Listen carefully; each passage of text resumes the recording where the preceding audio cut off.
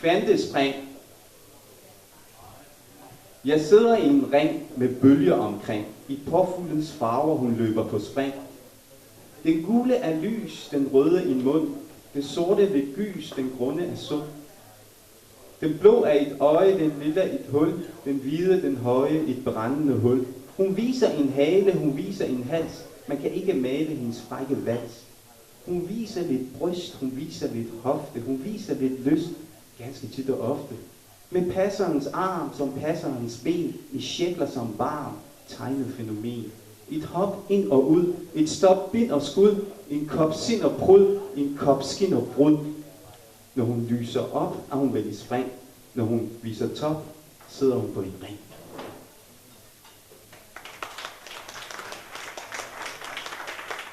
God aften, mine damer og herrer. Den store fornøjelse at byde jer velkommen til 8. omgang af Poesi På Staden. Som I kan se, så skinner solen, og jeg synes, det er imponerende, at så mange af jer har trodset fristelser som varme, øl og Distortion Festival for at ende herude. Så giv jer selv en hånd, fordi I er kommet.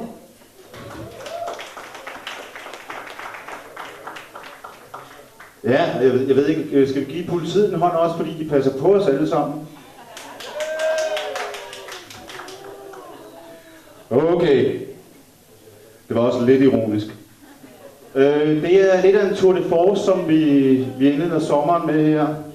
Nu skal jeg passe på ikke at lyde bladet, fordi jeg er også selv på programmet.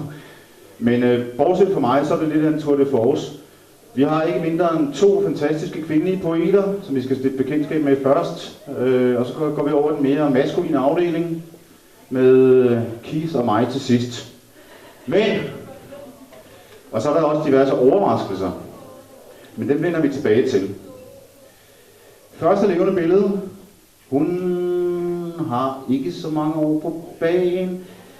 Hun hedder Anora, og det betyder det ikke rigtig noget, skriver Ars, men det gør hendes digte til gengæld. Men frem for at jeg bare står og læser præsentationsteksten op, skal vi så ikke give en stor hånd til Anora, som har den vanskelige nummer 1. Yes! Anora! Jeg drømte, at vi holdt natten vågen. Jeg drømte, at hun var ved at slippe taget, og hovedkuls flettede vi fingre under en film under tæppet, indtil verden gik op, og vi klappede i. Jeg drømte, at jeg gik ind i en dør, og derfra ind i din duft, ind i dine arme, dine mareridt ude af proportioner, og mine drømme uden ord. Jeg drømte, din stemme trængte ind i mig, eller også var det kanoner, der bragede i krig. Jeg drømte, at du var begyndelsen på enhver ramse, og alfabetet var min ven, A som I, og jeg ville ønske, det var os. Jeg drømte, du elskede mig allerede dengang, så mine minders 1000 små ører ville lægge sig til ro og høre det hele komme, eller se dig smile. Men den drøm troede jeg ikke engang selv. Jeg drømte, at jeg med et viskeleder viskede så hurtigt jeg kunne, mens du bad mig komme tættere, indtil der kun var enten dig eller mig at viske til. Jeg drømte mine egne løgne om igen, og jeg ville heller ikke denne gang drømme om at vågne. Jeg drømte, at dine små, skyldige kys virkelig var. Jeg drømte, at du så på mig, som om du havde os lige der, på huden, i hånden, på tungen, på ordet. Som om du havde os lige der på huden, i hånden, på tungen, på ordet. På ordet. Jeg havde dig på ordet. Jeg drømte, du kaldte, inden du gik hjem. Jeg drømte, du kaldte mig noget. Jeg drømte, jeg havde set dig gå, og nu vågner jeg snart. Jeg drømte, vi nåede hinandens navne. Vi nåede hinandens navne igen. Jeg tror, vi vågnede et sted derude med et sæt. Jeg drømte, jeg havde kendt den i tide. Din natkollision.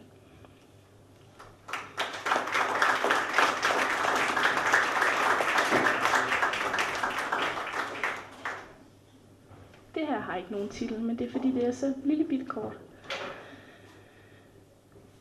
Du siger, du intet kender til fugle, og kysser min hvide hals, som om den var en svales sidste udvej inden vinteren. Som om alle årene bare var et spørgsmål om tid.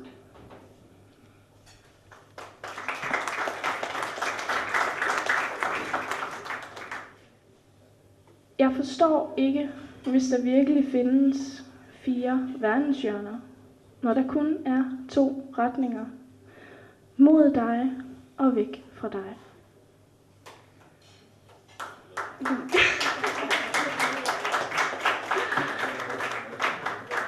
Jeg tror faktisk, jeg er nået til det sidste, men det betyder, at jeg enten får en hurtigere pause, eller de andre får lidt længere tid eller et eller andet. Det hedder flaskepost.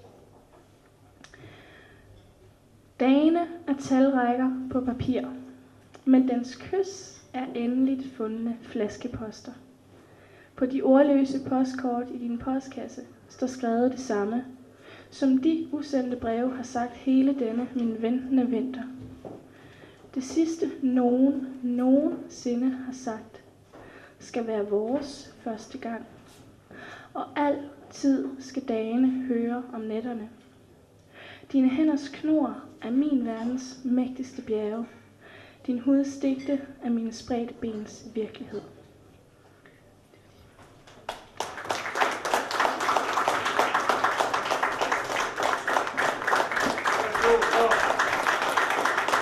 Vælter i hendes lyrik, som er i pik ud af rammen i stringent struktur. Teksterne forråder hende med deres perverterede udtryk, der aldrig bliver kælen som forventet.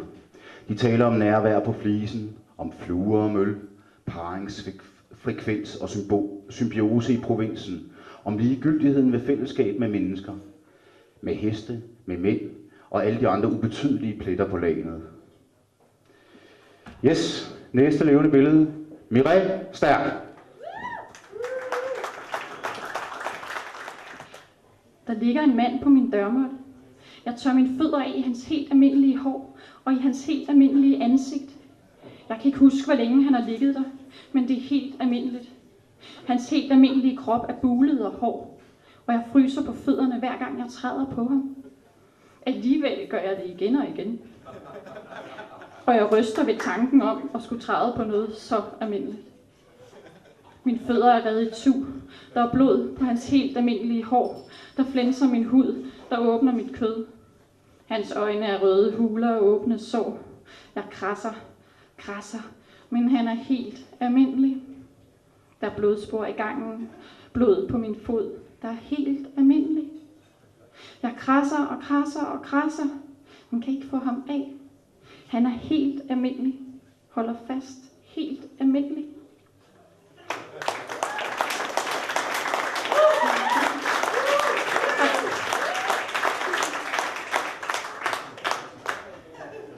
Der står hun op ad en lukket dør. Hun lytter til lyden i sit hoved. Kom bagfra, kom pludseligt, kom hårdt. Der sidder en ødelagt vandmand imellem mine fødder. Fristelsen blev for stor. Kom og træd, du vil ikke fortryde. Stumper af glas i væggen og stumper af smerte fra slaget i min hånd, der ramte. Den ramte. Jeg har trådt på en vandmand, en vaskeægte vandmand, vandet og våd, gennemsigtig sart og ikke noget særligt, bare en slimet gobbel som så mange af sin slags.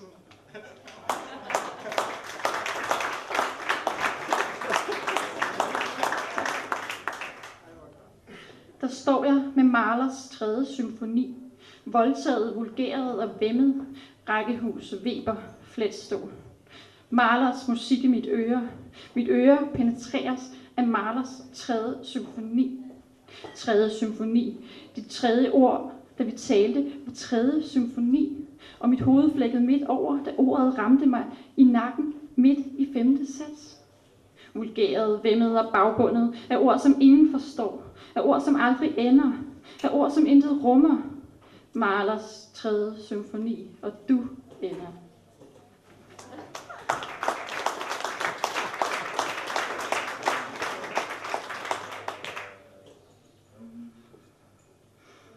Hendes hoved ligger i håndvasken og siger kuk. Min hjerne er klemt inde. Kan den hvide djævel mon høre, hvad jeg siger? Jeg siger kuk, og jeg mener det. Din sofa hedder Børge Mogensen. Min boede i huset længe før mig. Den lugter af hjem, nikotin og urin. Kuk, siger mit ur på væggen, som jeg arvede fra min oldemor. Dit steltonur siger mig ikke en skid.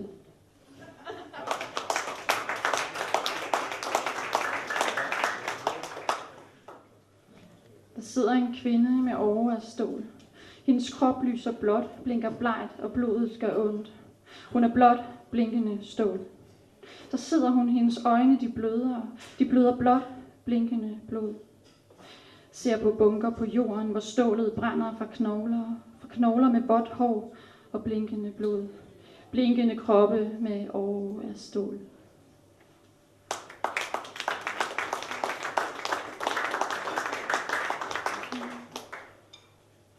Der sidder 2 blinde børn på et gadehjørne. De ser på alle, der går forbi. Søde som æbler. Øjne som æbler, æbler på stilke. Stilke er stift og børstet stål. Børstet med stålbørster. Ridsende, krassende og insisterende stålbørster. Børstet til æblemos. Børstet til æblegrød. Moset æbler på stilke. Der sidder 2 hvide snegle på en sten. Med øjnene på stilke. De spiser med tandløse munde af 2 par mosede æbler på stilke. Der står hun og mumler noget om en salatslynge, får fisk i øjet og fniser. Men det er egentlig ikke sjovt. Så se mig dog, sagde hun og kastede salatslyngen ud af vinduet.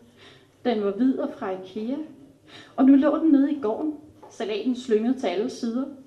Så se mig dog, sagde hun, og skar min finger af, tog en bid og smed resten på panden.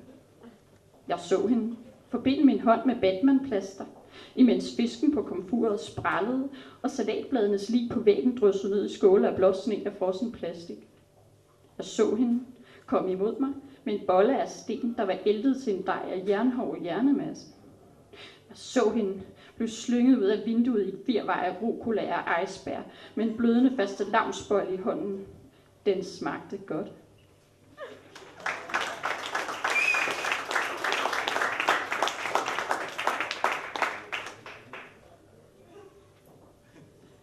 Der ligger en nøgen kvinde i min seng.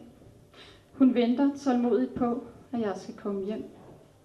Vi ved ikke, hvornår det sker. Vi ved ikke, hvor det sker. Og vi ved ikke, om det vil ske. Men jeg ved, at hun er der. At hun venter. At hun vil møde mig villig og varm, når først jeg kommer hjem. Vi ved ikke, hvornår det sker. Og vi ved ikke, hvor det sker. Og vi ved ikke, hvordan det vil ske. Tak skal I have.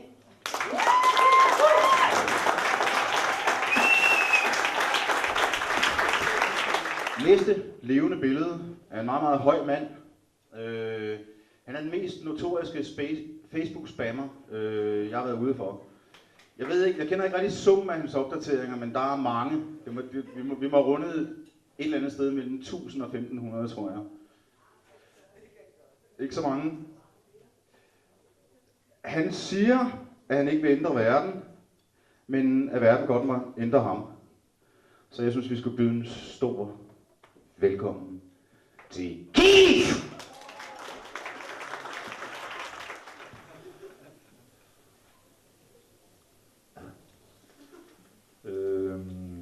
God aften.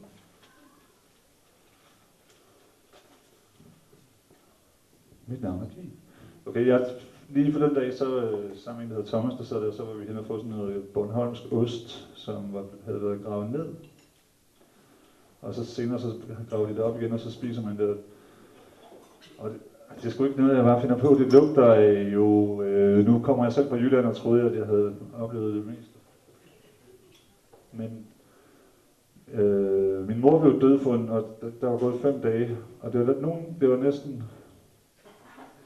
Det var sgu nok den... Så nu kan jeg ikke tænke på hende, uden at tænke på Bornholm og ost. Okay, den her hedder Knogledans. Jubi!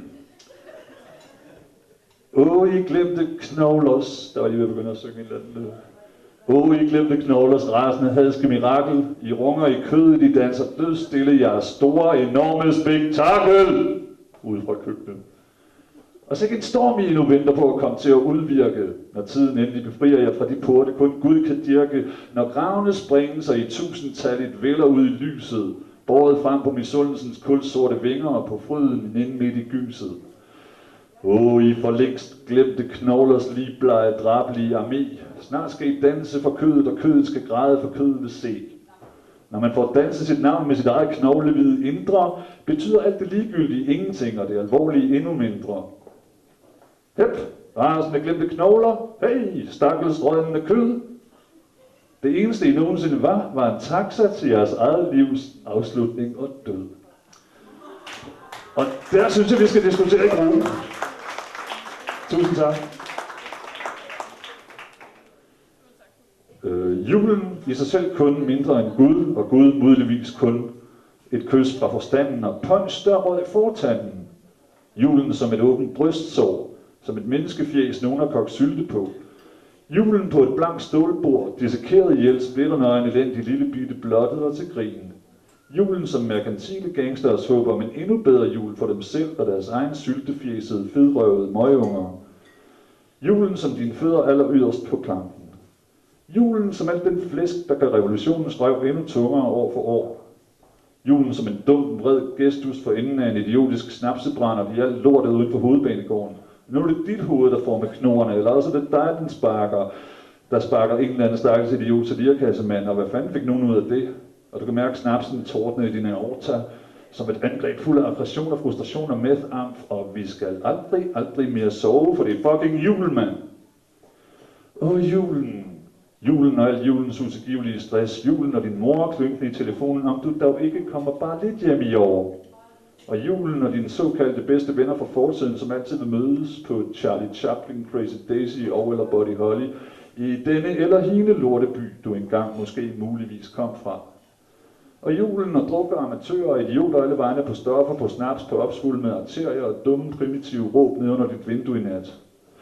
Julen og biluheld, tandsmerter, lommetær, blottede tomme røvhuller, skrolde nerver. Julen og hvor fanden blev sneen af, og du ved det ikke, så du kigger dig omkring, mens pulveret drysser fra din næse. Og børnene får alligevel mere fisse end dig. De tager godt fra snapsen, og pejsen brænder slet ikke lige så bullerne som smerten i din hals, i dit hjerte. Og jeg lige forpulede lorteår siden julen engang, måske vist nok betød et eller andet. Ej, hvor gay, jeg gør også ned med fingrene, når jeg holder den her. Og selv dengang var det en løgn. En stor klam belortet myte, for du vil skide på Jesus, på Odin og på hellige stille nat. Og det eneste, der egentlig betyder noget, er størrelsen på din flæskefede vogn, på dit samlejekøkken, og på hvor lidt du betaler i skat. Skat. Og klokkerne ringer. De ringer ligesom den her fuckfinger, og den kan du stikke i dit øje, Inger og Paul, Christian, Tina, Merete og Hans. For julen er ikke andet end en langhåret svans, og Lars Christian, I gave you my taletidskart. Ud af min risengrød og drak mig stiv i en fart, gik på bodega og spillede smart, myrdede året, sådan at året kunne slutte lige før start. Og jeg inkasserede ikke hverken 2.000 eller 4.000, da jeg passerede. Det var bare endnu et lorteår, jeg kasserede. Men sikke en voldsom trængsel i min tarm, sikke en forpulet trængsel over larm. En gang for lang tid siden, dengang jeg var ung og smuk, der var jeg meget forelsket i en pige, som jeg var sammen med et par år. Og så så ville hun ikke være sammen med mig, og det kan jeg egentlig godt forstå. Det har der sikkert været adskillige gode grunde til, som jeg ikke vil det langt gøre det lige nu.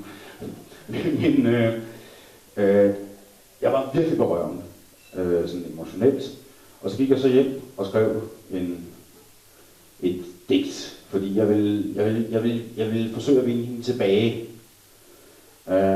Og da jeg så havde skrevet det der digt, jeg troede egentlig, jeg havde skrevet det til skrivebordsskuffen, men så læste jeg det ud op fra min gode veninde Veronica, som kommer her senere i aften for at læse noget op. Og yes, Veronica! Og så gik jeg så over til den pågældende person og læste op. Men jeg skal bruge en kvindelig frivillig. Er der nogen, der melder sig? Jeg skal bruge den smukkeste kvinde i lokalet. Kom så, det er lige meget. Den der kommer først. Der sker ikke noget. Det er helt ufarligt. Ikke nogen voldtægtsforsøg. Ingenting.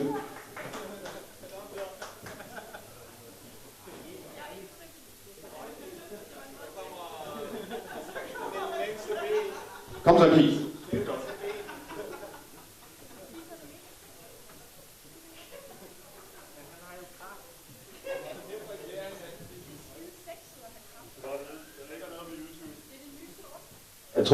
Jeg tror, I skal have en anden historie først. Det var fordi, jeg var sammen med Thermo her tidligere på dagen. Han havde Han havde taget MDMA i 2 dage sammen med Simon, the Mad Scientist.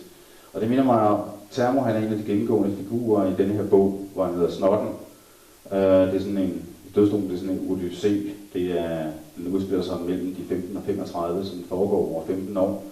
Og hvad der generelt sker i livet på det tidspunkt. Thermo, han fortalte mig så den her bytur, som jeg har sammenfattet. Og den kører omtrent sådan her. Det er lang tid siden, jeg har læst den op.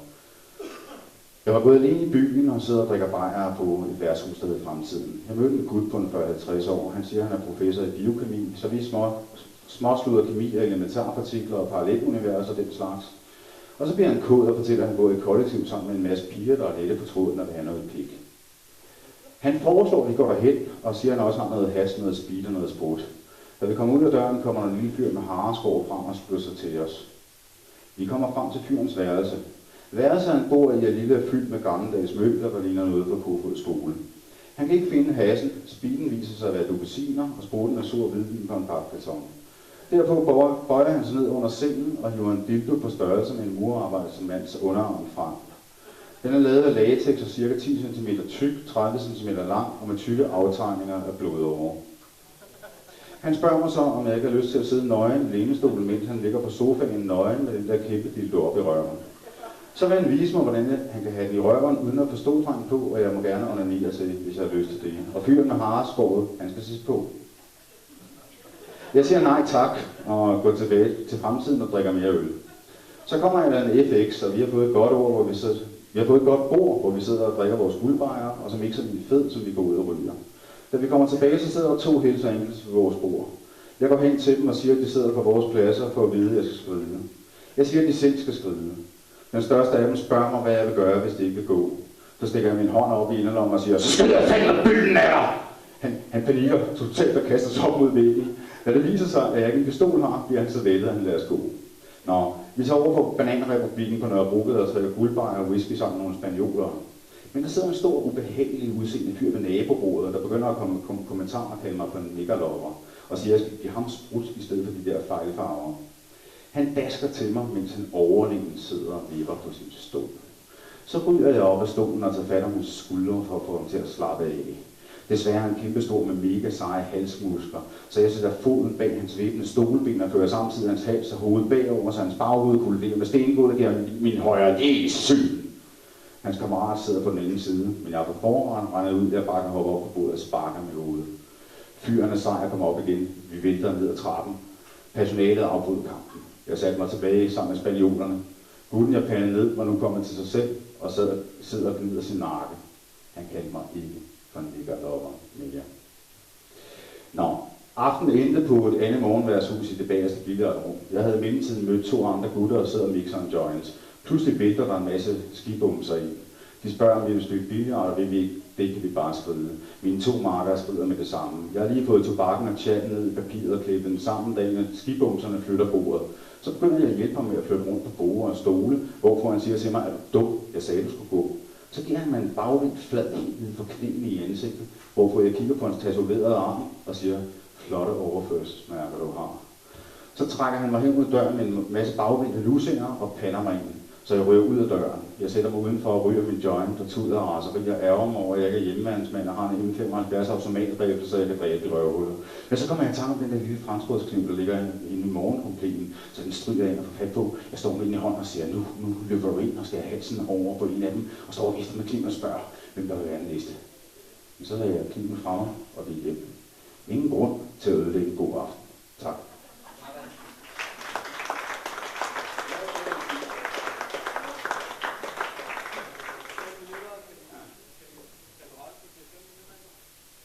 Minutter, hvad snakker du om?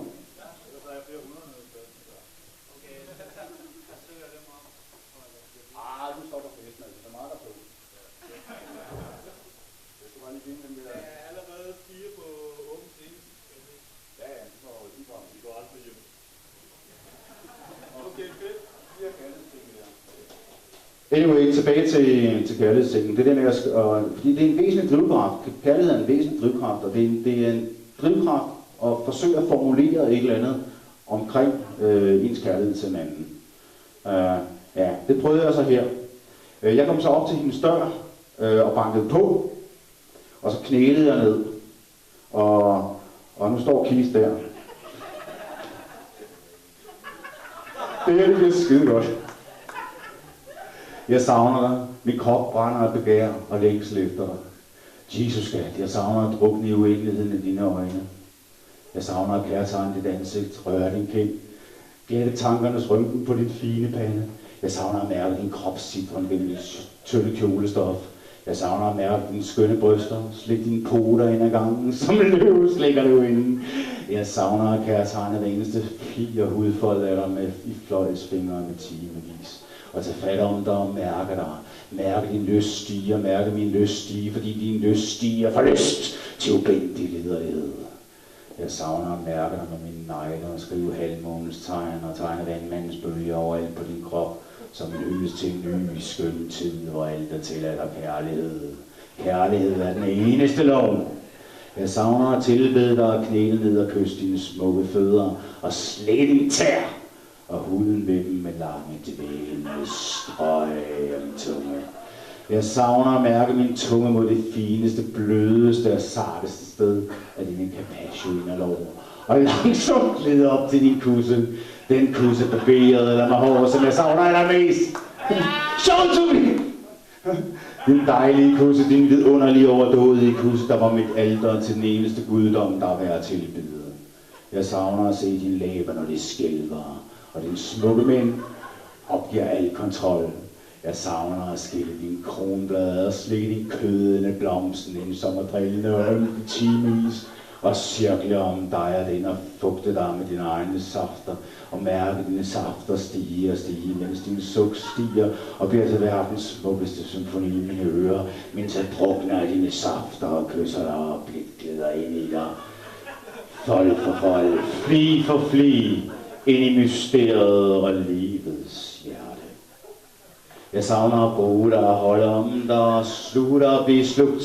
Jeg savner at begære dig og bruge dig. Og det var et flapblad. Og binde dig med mund og hånd og klistre dig og bruge at synke ned i dig, dykke ned i dig og blive et med dig og dø for verden og blive mand og kvinde og gøre en halv time til en evighed, til sakramentet, til kødets, lysten og kærlighedens pris. Jeg savner din hengivenhed og din vidunderlige mund og det den kan gøre ved mig og det jeg kan gøre ved dig. Jeg savner dine fingre, der fatter om min bristefærdige pik og gør mig større, end jeg nogensinde før har været. Gør mig klar til dig, bereder mig på dig. Jeg savner at mærke dig, sutte mig og høre dig sige sutte, sutte, sutte. Jeg savner at se dig sluge mig med et langt mageløst sluk og igen være hjemme i din mund for en stund.